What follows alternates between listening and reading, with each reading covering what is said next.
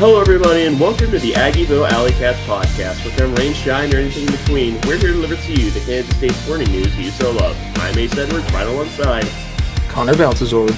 And we thought last week's Portal Haul was really good, but this week we have even more to talk about. One on the men's basketball side, and then two new football transfer portal commits, which I didn't think K-State was going to be all that active in the spring portal window, but I ended up picking up two big pieces. I mean big as in literally they are large human beings. And after we cover them, we can talk a little bit about the Batcats, which they've had a bit of a – this is kind of – I was waiting for the other shoe to drop with the team for it being young. This is the other shoe dropping. So – let's just go ahead and start off with probably the biggest piece of news in the K-State sphere as of recently. And that is this was one of the people that I was implying last week, if you listen to that episode, that I was very excited for if K-State was able to land them. And that is the Serbian Andrej Kostic, which is how I'm going to assume it's pronounced. I could be wrong, but Andrej Kostic is how I'm going to go for it now. And he's a guard, which, cool. Actually, he might not even be a guard. Who knows what he'll end up playing, but he was a really, really sought after player from Serbia. And it seems like every once in a while, Serbia just produces great basketball talent. I guess that's just kind of what they do. So aside from talking about the fascinating geopolitics of the nation of Serbia, what do you have about Kostic?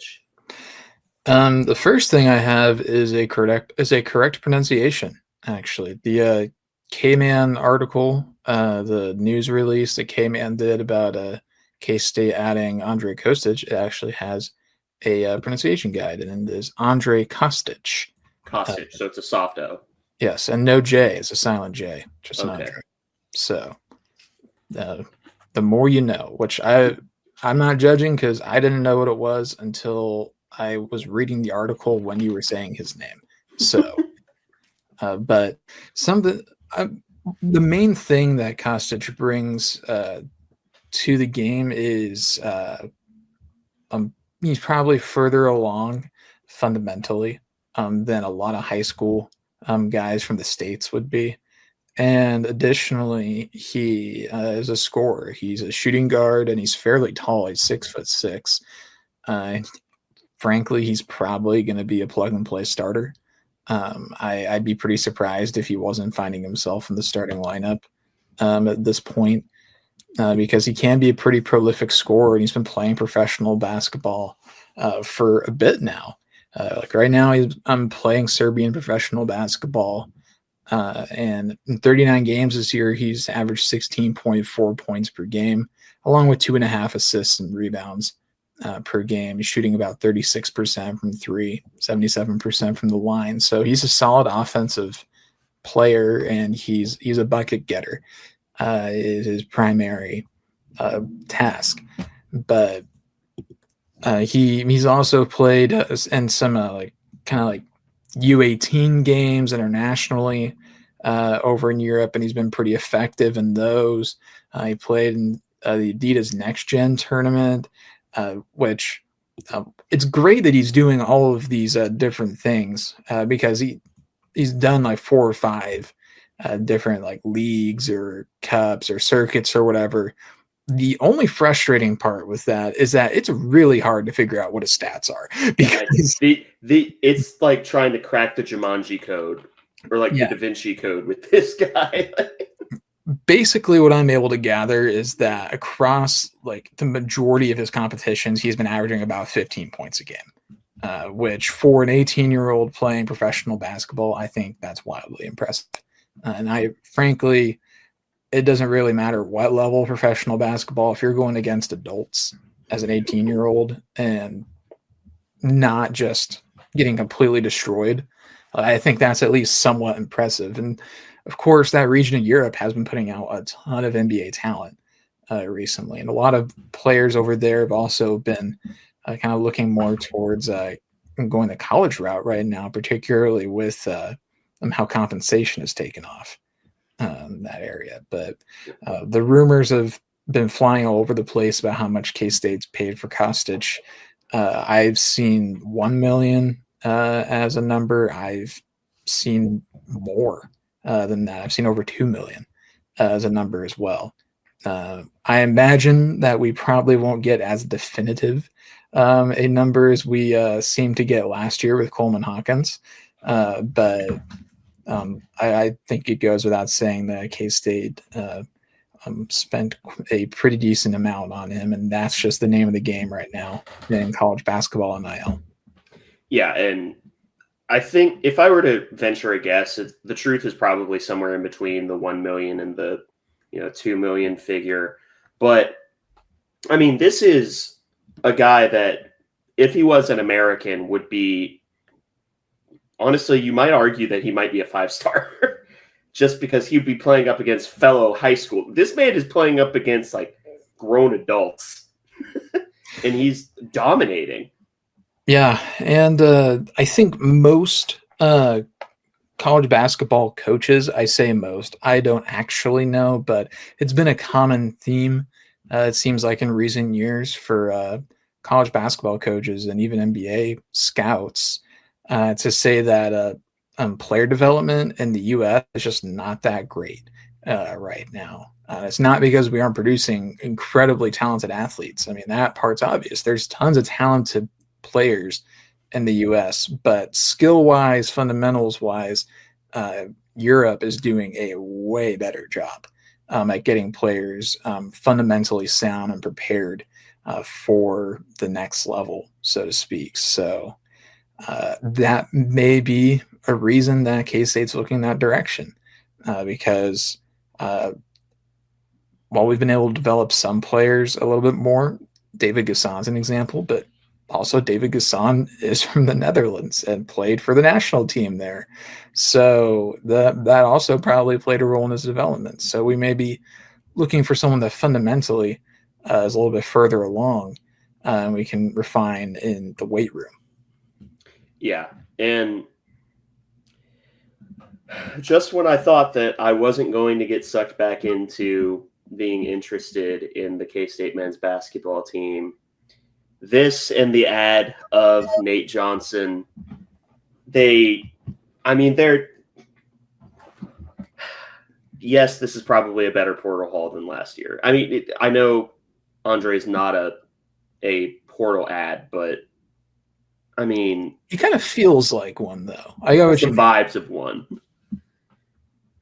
Yeah, like I kind of get what you're saying, and it's tough to quantify compared to the last year because last year's portal class was very high profile, particularly because we came out and we were swinging with a ton of money, like more than most last year. And I think this year, while we aren't quite in like the top 5, top 3 compensation range like we were last year, I still think we're probably pretty high because I think we have donors that want to win.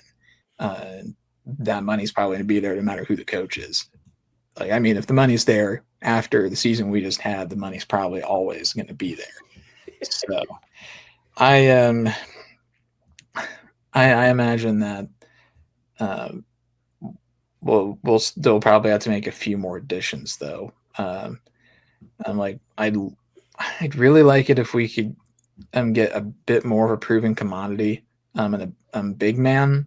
Because right now we've got for Tyreek Smith and Kamari McGriff to kind of round out our starting lineup with the bigs and inside defenders. And I'm a little bit skeptical of them. It's not that you can't win with a smaller 5. I mean, like Houston, I think their tallest player this year was like 6'9". So you don't have to like if you have like just bullies on defense and like long wingspans, then you can make up for, being like a few inches shy of 7 feet tall. You can make it work. Yeah. But I suppose that also requires having Houston level talent, which I know Coach Tan loves to cite the Houston model, but I don't know if we're there yet. I wouldn't. I know you're trying to be nice when you say you don't know if we're there yet. We are not. But yeah, and there. All I'll say for now is there is one more European target with a nickname that I hope to kill very, very, very quickly. Um, and I'll leave it at that. Yeah, I know what nickname you're talking about, and I cringe every single time I read it, and I do not like it one bit. Yeah. But moving off of that, we can now talk about the football transfers, and that is two offensive linemen committing to K State. I think, and I, it's Terrence Anos from Pitt and JB Nelson from Penn State. And just broad strokes, I don't think this is an indictment of anyone on the roster. I think that this is an insurance policy. And that's why I think the people that they got, I mean, you could honestly say the exact same thing for both players and be correct. They're both 6'5" in the range of 320, like somewhere thereabouts from high major programs on the East Coast. And well, not necessarily East Coast when it comes to, well, no, both Pennsylvania. So I I think both of these are insurance policies on a swingman for the offensive line. So basically, we just got two Andrew Lane gangs because that's what Lane Gang did last year. And that's what I view both of these pickups as. Yeah, I think insurance policy is probably the best way to put it. So I think I'm in lockstep with you there, um, because one thing that we can draw from these guys that they're both already like weight room wise, they're just about finished products. I would say they both are coming from Power Four schools. JB Nelson in particular, someone that started 8 games a couple of years ago and has played. I think it's like almost 30 games at Penn State, and he's a former JUCO guy. He was the third ranked junior college guy in his class. So he's really talented. Penn State just has like I think 2 or 3 like pretty high level draft picks on their offensive line, and that's just a tough break for JB. But it works in K State's favor, and I think with these ads, like we're trying to build mass on the offensive line, and we know that we need to be deeper there, and maybe more than anything, we need to spur a lot of competition and force other guys to get even better. And I think also going on making 2 ads like this, it's pretty aggressive for K-State in the spring window, like particularly on the offensive line, because K-State has not done a lot of building through the portal with the offensive line in the Kleiman era. Total opposite of like the safety room, where it seems like we're taking like an all-conference safety every year out of the portal.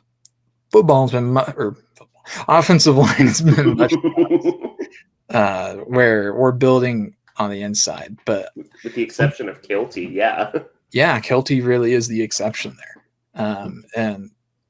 But I think that doing this really kind of feels like Kleiman's like kind of trying to load up. Because the rumors are out about Texas spending like $40 million on their roster this year, and that's probably only going to go up.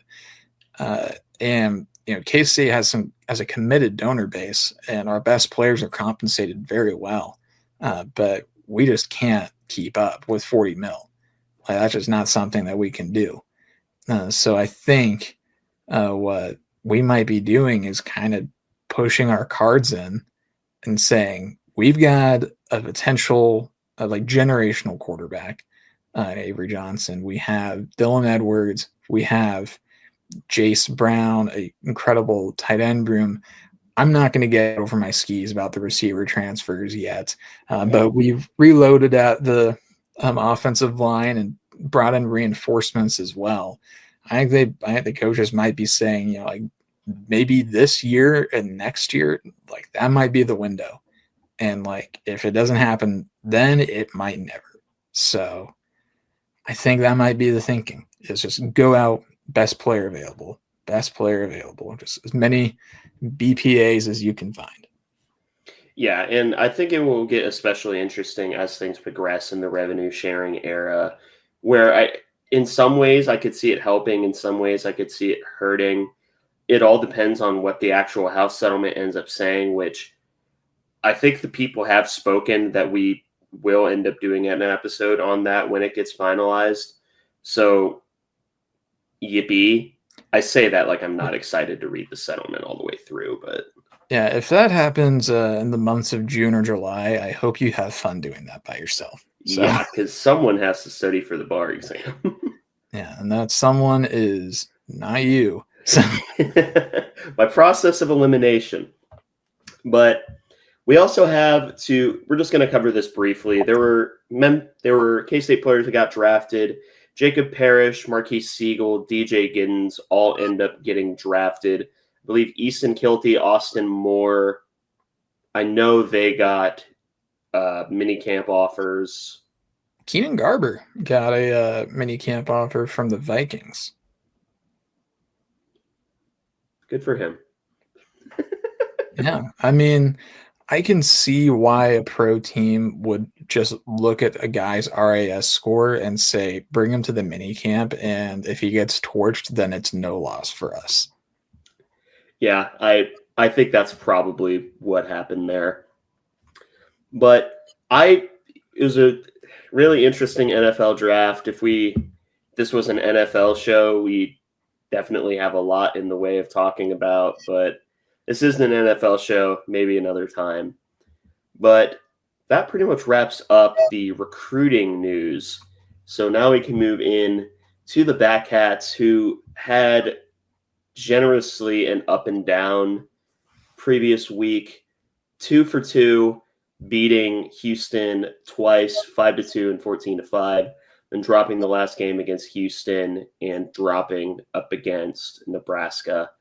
So I believe as it stands right now, K-State is 45th in RPI, which is where we were last year whenever we made the tournament. So cool, but also it's getting to the point where I'm sweating a little bit because Nebraska's not good. Yeah, that was an absolutely brutal loss to Nebraska because K-State had a 2-run lead going into the bottom of the ninth and wasn't able to hold on.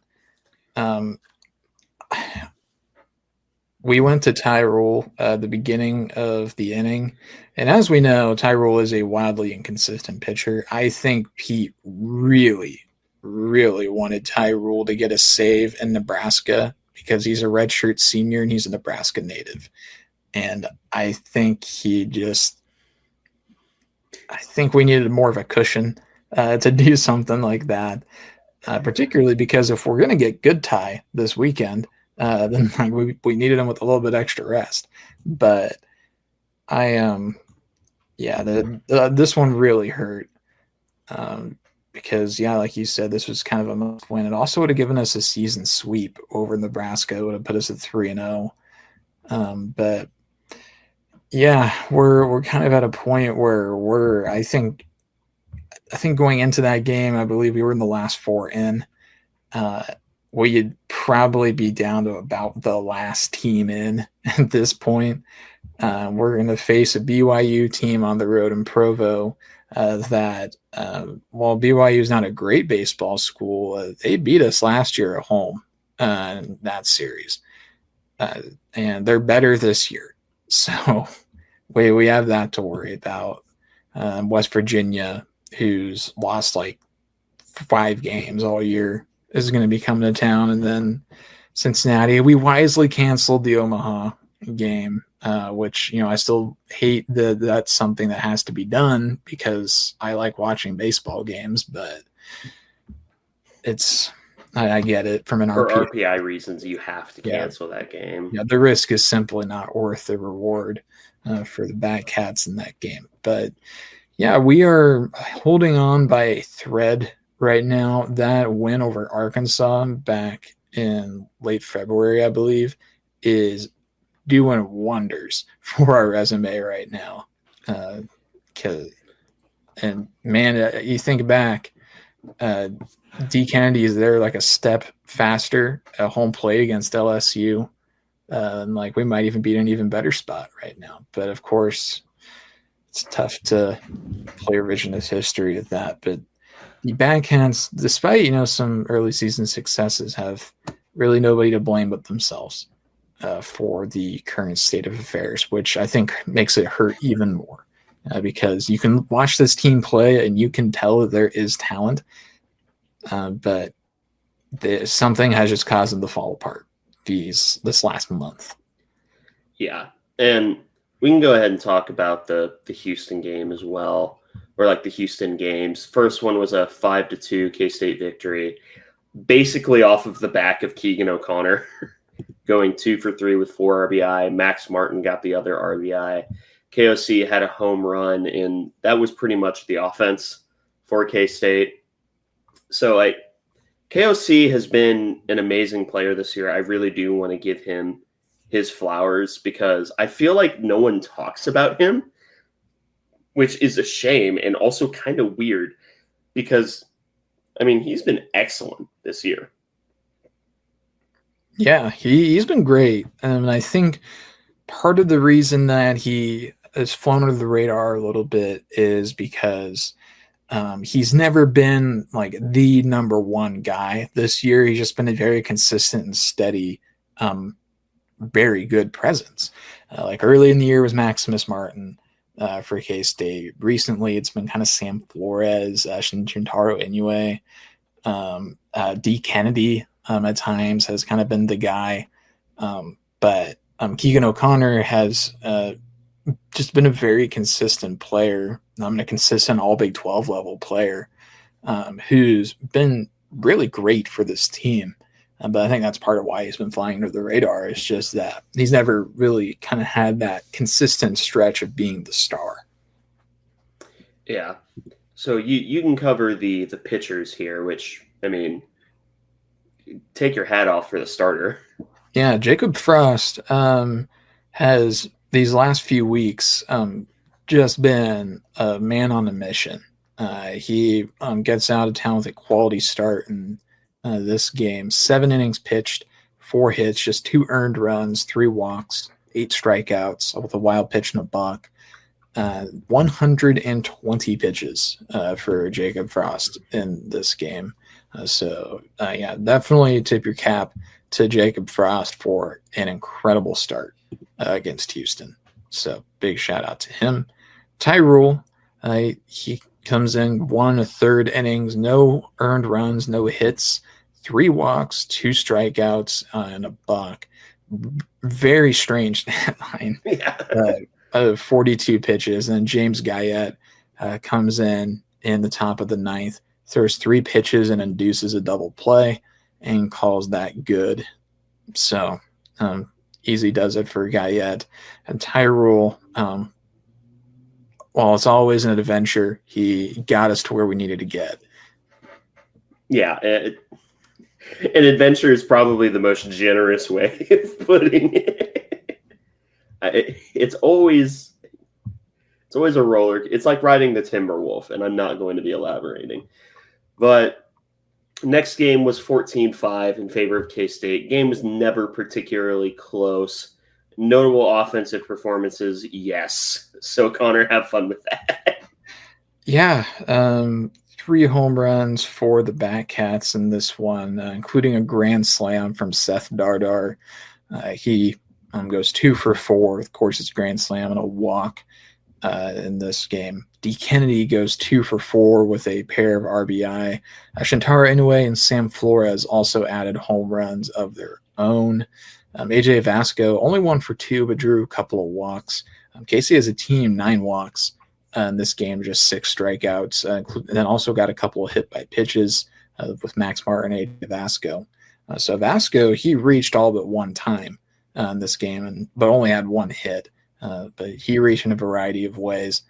Bear Madliak, who has been riddled in a very significant slump, did manage to get on base and get an RBI in this game. Didn't get any hits, but drew a walk and was able to score a run on a sacrifice. So, yeah, 14-5, the offense did their job. But the pitching also did their job, did enough. Michael Cavedo goes 6 and a third, 8 hits, 4 earned runs, only 1 walk, 5 strikeouts, a wild pitch, 107 pitches. Then no one else on the day recorded more than 20 pitches.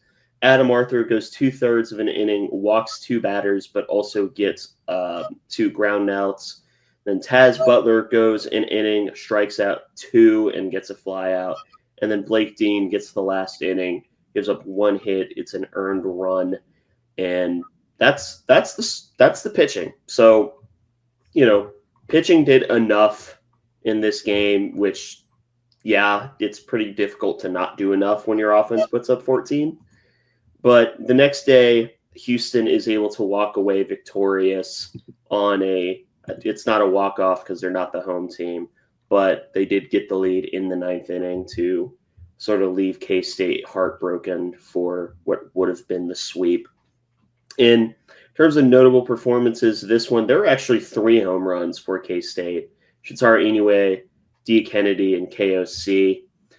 Shitaro actually goes 3 for 4 with an RBI and a walk. So he reached base every single AB. And D. Kennedy's 1 hit really mattered. KOC goes 2 for 4, and then AJ Avasco goes 1 for 4. No one else really contributed. I mean, Sam Flores got a hit, but again, 6-5 loss where you lose in the last inning. It just kind of hurts. It doesn't necessarily. It just sucks. Yeah. And this is a weird game, too, because Houston got out to a 4-0 lead in their half of the first, and then K-State responded with 3 of their own in the first. So it was a 4-3 game after 1 inning. But there ended up not being as much scoring as you would think there would have been for how the game started. But because of the way that the games began, both team starters did not make it out of the first. Lincoln Sheffield for K-State only went 2/3 of an inning, 4 hits, 4 earned runs, 2 walks, just got a couple of flyouts. JJ Slack came in and pitched 3 innings, 2 hits, 1 earned run, which was, I think, just a solo home run, and then 2 walks and 6 strikeouts. Slack was really dealing in this game, and he really only had 1 mistake pitch, and it just happened to be a solo home run, which, of course, ended up being part of the difference. And then James Guyette, he was an Iron Man for most of this game, 5 1/3, 2 hits, 1 earned run, 3 walks, 3 strikeouts. Somehow hit 4 batters in this game, which is just absolutely absurd. But 74 pitches for James Guyette in this one. I think we just left him in a little too long because Houston scored in the 9th inning. So this game, along with the Nebraska game that we've already talked about, that makes it a back-to-back games where K-State blows it in the 9th. Yeah, and we already talked about the Nebraska game. So it's been a bad stretch for K-State, and I mean it sucks, but stuff like this just happens in baseball. The problem is when it's happening, because if this happened towards the beginning of conference play, whenever, and you're still assuming that you had the non-con that you did, if this happens towards the beginning of conference play, it's easier to forget about. Is it better? No, like objectively not, but it's much easier for people to forget about it. And I really do think that we're going to end up, I said I was dreading this being the outcome, but I really do think that we're going to end up looking back at the Oklahoma State series and going, oh, damn it, that's really what killed us, isn't it? Yeah, I think you may be right. Now, K-State, luckily, due to the hot start, at least going into the Nebraska game, was still just barely in the field. Another thing that unfortunately is really helping right now is this sweep to KU is not mattering much because they're like 36-10 right now. So It's not hurting K-State as much as it may have in any other year. But no, the Cats got to get on their horse these next few weeks because you've got just a few Big 12 series remaining, 3 of them, and then you've got the Big 12 tournament, and that's not a lot of baseball left at this point. You don't have any non-conference games in there either. That's just 9 conference games.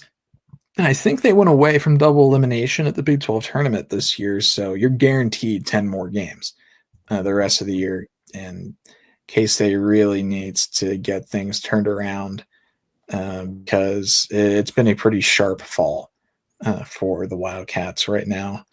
I still think they're similar to last year. They're a team where if they can claw their way to a regional, I think they can make some noise. Because I just think that's just kind of the way that Pete Hughes builds his teams is to be scrappy against just about anybody. And we saw that last year with winning the Fayetteville Regional, but the problem remains getting there. And that requires winning some baseball between now and the end of May. Yeah, and I think that's going to be, I don't want to say it's a tall task because that implies that, I don't think it's likely. I do think it's likely that they win at least a few more games or they win the series that they're supposed to. You just have to sort of start relying on the Big 12 tournament, and that's where things get scary because outside of tournament Ty Rule, who turns into prime Clayton Kershaw for no good reason, you just don't know what's going to happen in the Big 12 tournament because it's so weird and it's always weird. So I wouldn't say I'm optimistic for the end of the season, but I wouldn't say I'm pessimistic either. I think the best way that I would describe it is fascinated. And it's funny you say that because that I think was kind of like a synonym to how we were describing our view on the team going into the season. Was that we thought it was going to be an interesting year. It was going to be a fascinating year because going into the year, we did not think that this was a team that was going to start out the way that they did, which is why it hurts so much right now because of the way we started, like beating Arkansas, taking LSU to the wire, beating a really great TCU team, sweeping that whole Arlington tournament and the start in conference play that we had. Like we were first in the conference. Like that's a long way away right now. So at this point, I mean, Big 12 championship, that's just not even in the cards at this point. It hasn't been for a couple of weeks now, but there's still stuff to play for, and that's making the postseason. Yeah, and that's got to be the goal. So with that said, do you have any final notes before we sign off? We need to talk about the assistant coach that K-State men's basketball hired. Oh, yeah. So Bill Peterson. I don't have anything for that. I was going to say, normally you start a segment, but K-State hired Bill Peterson. He's worked with Jerome Tang before at Baylor. He was a director of basketball operations there and also special assistant to the head coach. Bill Peterson is a wildly experienced individual. He has been in the coaching world in basketball, both the collegiate and professional level, since 1980, and has got his start as a GA at Louisiana Tech, was a head coach at Union in Kentucky, which is a NAIA school, I believe. And I'm pretty sure he produced the first NBA draft pick that school ever had, which I don't know when the last time an NAIA player got drafted was, but I imagine it's been a while. And then he was at McNeese State as an assistant, Alabama Huntsville as a coach, and he went to the Dallas Mavericks to do player development for a while. He was the associate head coach at Colorado State for 8 years, from 2000 to 2007, and then he spent about a decade in the NBA in the professional ranks again, spending about 7 years with the Milwaukee Bucks as an assistant, and spent 4 years as the head coach of a G League team before coming back to Baylor This past year, I believe he was at Denver as an assistant coach, and the University of Denver, not the Nuggets. Because that is a reasonable thing. That is important. Because given his roles in both collegiate and professional basketball.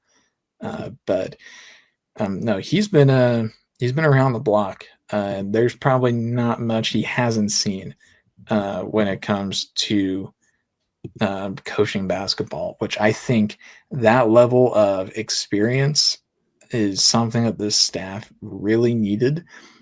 I imagine some people, and I don't think it's invalid, were hoping for kind of an outside hire to come in and maybe be a bit of a slight culture shift. I wasn't really expecting that because that just doesn't happen that much. Even outside of this staff, coaches stick to their networks pretty tight for the most part. And so that wasn't really something that bothered me, I guess, mainly because I just didn't think there was a shot it was going to even happen. But this is, I think, as far as hires can go, for someone that I don't think is going to end up being the lead assistant. I think that'll be somebody else based on the title because he's just listed as an assistant coach, not associate head coach. But I think this is a pretty good hire, honestly. Like, I don't want to be a sunshine bumper, but I also don't want to just lie about what I think. So this is a good hire. It doesn't mean that Kansas State is going to be a good basketball team next year, but I think that this was a smart choice by the staff. Basically everything that you said, copy and paste, and that's my thoughts as well. I completely forgot the hire was made, and then I remembered my thoughts on it were, he has experience with player development. That's pretty cool, and that's kind of what you want if you're going for the quote-unquote Houston model, which I think that might perhaps be the meme of the offseason for K-State is, we're going to try and embrace the Houston model, and then no one's coming back. But you take experience coaching as it comes to you. So that's it for my thoughts, honestly. Yeah, I'll be interested to see if he gets any media availability. And I'm interested to kind of see what he's going to be bringing to the staff outside of decades of experience. Like every coach kind of has their thing that they're good at in some respect, or at the very least something they're known for.